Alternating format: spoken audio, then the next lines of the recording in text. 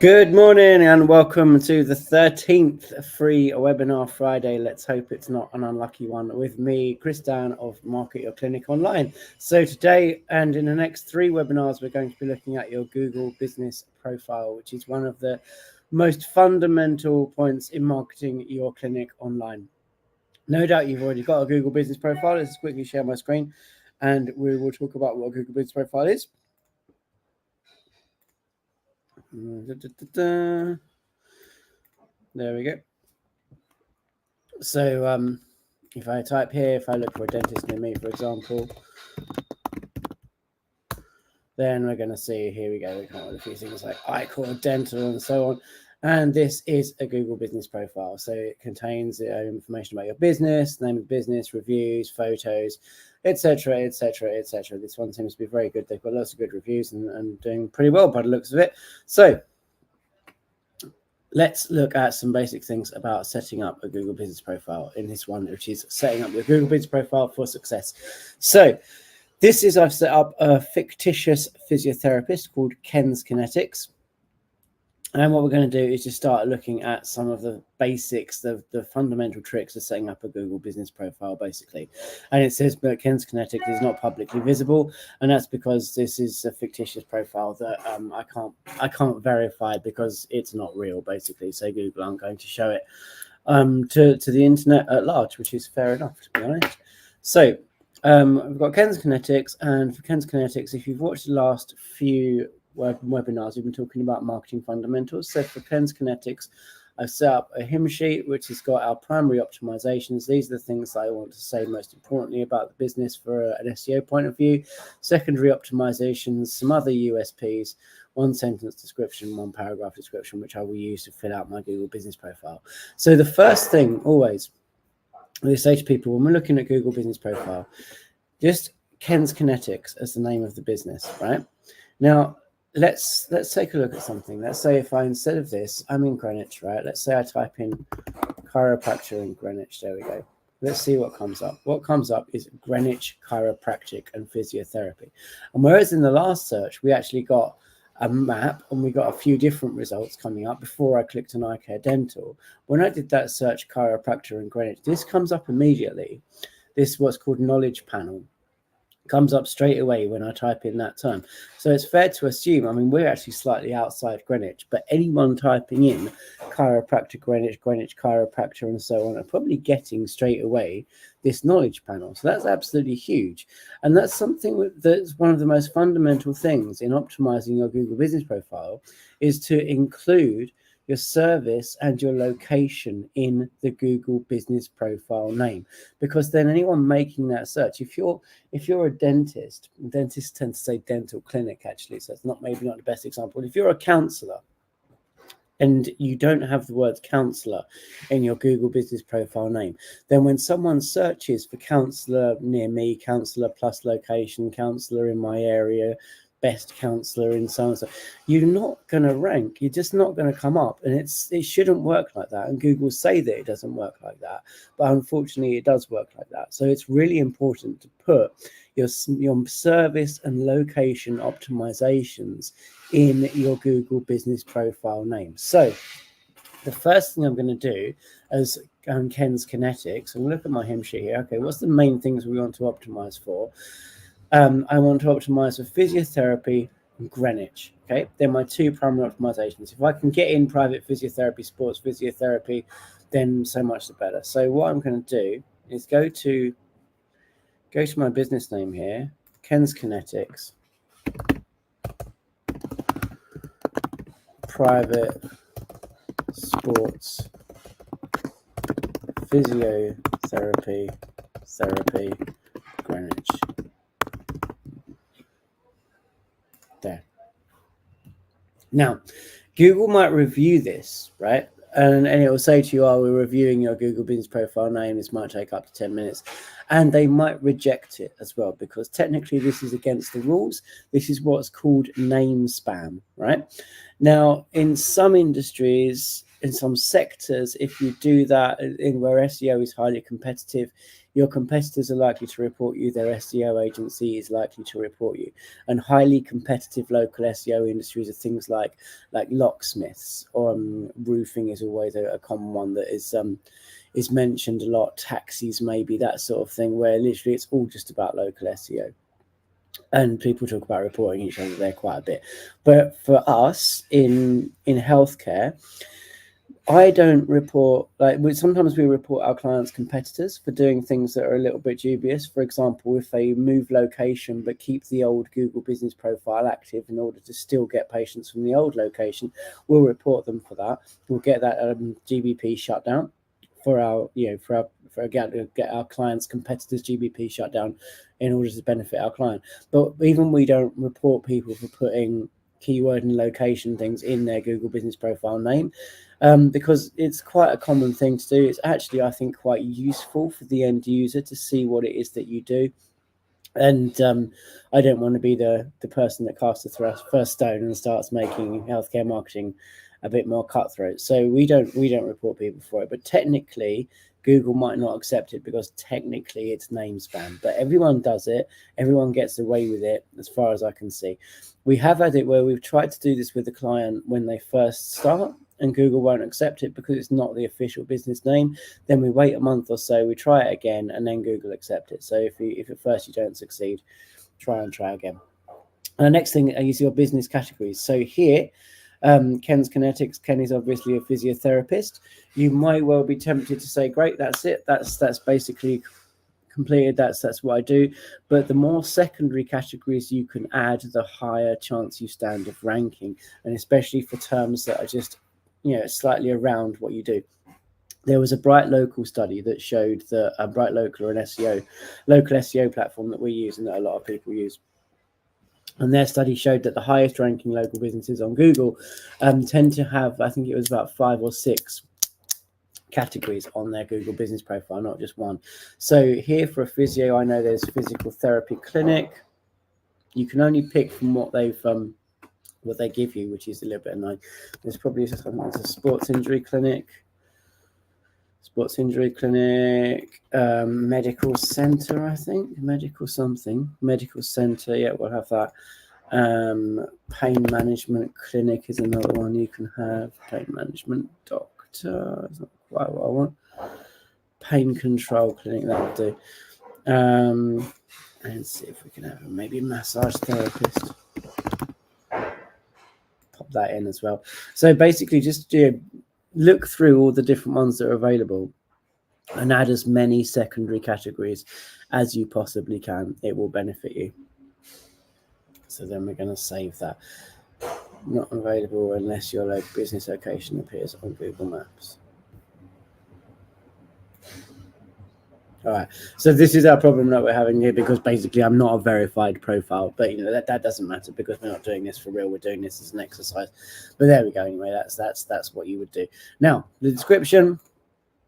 There are various schools of thought on whether your description makes any difference whatsoever to your SEO. I was definitely not as much difference as all the other things make to your SEO. So write this primarily for humans rather than for SEO, so that if I find your business on Google and this comes up, your knowledge panel, that what you say is going to make me want to make an appointment. Definitely put all of your optimizations in it, but make sure it's written first and foremost for conversion, because this is probably the one bit of text that more people will read about your business than any other text you have anywhere on the internet. So obviously, because Ken has watched my last few webinars and he's worked through this whole process of finding his optimizations and his USPs and everything else, he's already got a 1-paragraph description here, which he's going to pop in. In fact, what we would typically do, this is more of an objective point of view, and then an elevator pitch would be more like, are you suffering with a sports injury, la, la, la, la, and then that we would put that in there. So there we go. Let's put Ken's thing in there. Yeah, we would probably write this. Like I said, this, when we do the hymn sheet, what we tend to do, 1-paragraph description is kind of quite objective, a little bit distant. Whereas no, I've just put this together this morning for the sake of the webinar, because obviously this isn't a real client. Then we take a bit more time in the elevator pitch to write something that appeals to humans and say, hey, Are you suffering with an aches or pains or sports injury? We can help you. We'll have 10 years experience in elite sports. I'm an ACL rehab specialist. Come and make an appointment today. It's super easy. You can do it online, or you can get a free 15-minute chat if we can help you, and so on and so forth. Make it very salesy. But anyway, there we go. Let's pop that in there and let's save that. Just now, we're just going to quickly go through some of these other bits and pieces on here. So obviously you'd add your website, definitely add social profiles, because the more this forms part of what's called the knowledge graph, which is where basically Google looks at your business and says, okay, what is this? This is a business. Okay, good. Has a Google business profile. And then if you have a website, a Facebook page, an Instagram, a LinkedIn, lots of different citations across lots of different business directories, lots of different listings, that sort of thing, it allows Google to put together this what's called knowledge graph that says, okay, I see this business in lots of different places. That makes me know that this is a bona fide established business that's popular across the internet, i.e. not Ken's Kinetics, which is something that we just made up 5 minutes ago, and I can rank that. So it's useful for patients because they can go to your social media, but also it just helps you rank generally. So definitely add your social profiles. There's a lot to be said for creating social profiles across a whole bunch of platforms, even if you never use them, and just linking them all to your GBP, linking them all to your website and so on, because it just increases this knowledge graph. Location and service area. So here's a thing that's worth mentioning quickly. So technically you should have a location only if you're a bricks and mortar business, and people can come and visit you and you have permanent signage and so on and so forth. That's when you put your location, and you might find it difficult to verify your business if you don't have a bricks and mortar business with signage and that sort of thing. Technically, you should only have a service area if you go and do visits for people, right? So let's say Ken's Kinetics has his own clinic. People come and visit him there and that's it. Then he would put a business location, but he wouldn't put a service area. Let's say Ken's Kinetics is a visiting physio who only goes to people's houses and treats them. Then he would put a service area and he wouldn't put a location. Now, in reality, what we want to do is set the business location, because basically service area only businesses find it much harder to rank than bricks and mortar businesses with a location. So you want to put the business location, but also set your service areas to places where you think your patients are going to come from. Even though technically you shouldn't, unless you're actually going to go out and visit them, it will help you rank. So set your service area as well. Set your opening hours. These days as well, your business will rank much better during its opening hours, which is a very funny one, because let's say you open till 9 p.m. on a Thursday, right? And your competitors only open until 5 p.m. on a Thursday. If I make a search for what you do at 7 p.m. on a Thursday with no intention of coming to you now, I want to make an appointment for another time, I'll make that search at 7 p.m. on a Thursday, you're going to rank higher than your competitors because you're open. So there's something that favors the harder workers there, I think. But how you choose to play that is up to you. But basically, put your opening hours in. Make sure you keep them updated during holiday times and that sort of thing. Google will, again, prefer a business. If there's a bank holiday Monday coming up, you've put in your specific hours for that bank holiday Monday, Google can rank you with a higher degree of confidence than a business which hasn't put in its hours. Google has to say, well, maybe it's the same, maybe they're open like normal, maybe they're not, don't know. And then here we have all of Google's basically social agenda questions, and these annoy me slightly because we can identify as women owned. We can't identify as black owned, apparently, and we can't identify as anything else owned, but we can identify as women owned, and we can add all these other things like, are we LGBT friendly? Normally one that comes up here is are you a transgender safe space and that sort of thing as well. And this is all good. And the reason I say these questions annoy me a little bit is because, I'm all up for this. You should have the option to say your business is LGBT friendly. And I would hope in this day and age that all businesses would say they're LGBT friendly. And I think it's very good for people to know that the business, that the business they're going to is LGBT friendly and explicitly says that and so on.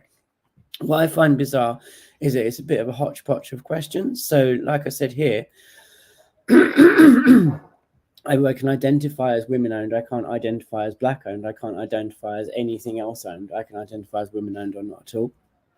And there's nothing in any of this about things like, is there somewhere I can park my bike? Is there parking? Can I bring food in? Is there a waiting area? Can I bring my child with me? Can I bring my dog with me?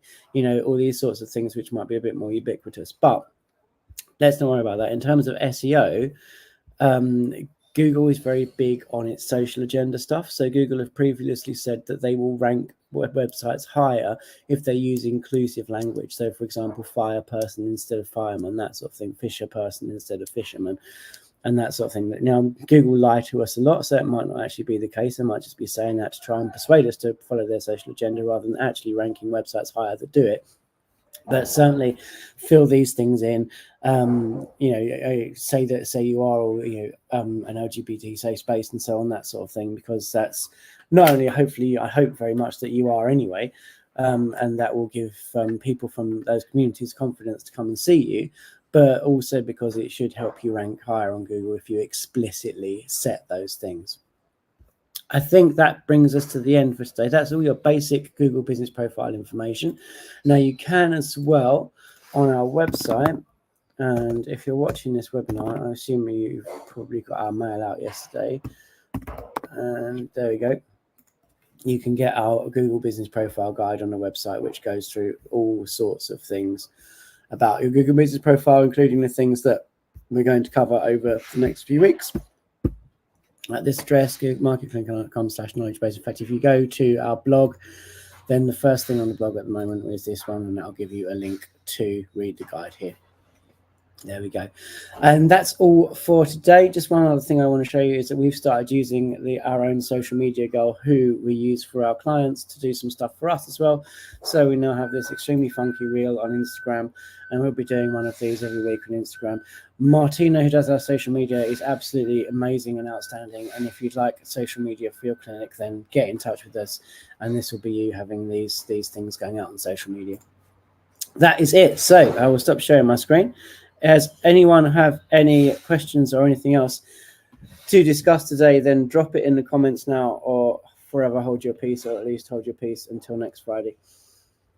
It doesn't look like it. So we'll end it there for today. Thank you, everyone who's watched. Thank you if you're watching the replay. I hope it's been useful. Do contact me if there's anything that you'd like to see covered in future. Like I said, we're working through GBP at the moment, and then after these 4 on GBP, we'll be talking quite extensively about SEO for the next 4 or 8 or so webinars after that, and really going through that in detail. So enjoy the rest of your Friday. Thank you for joining me on Free Webinar Friday. Have a lovely day. Have a lovely day, whatever day it is, if you're watching the replay, and I will see you all next week.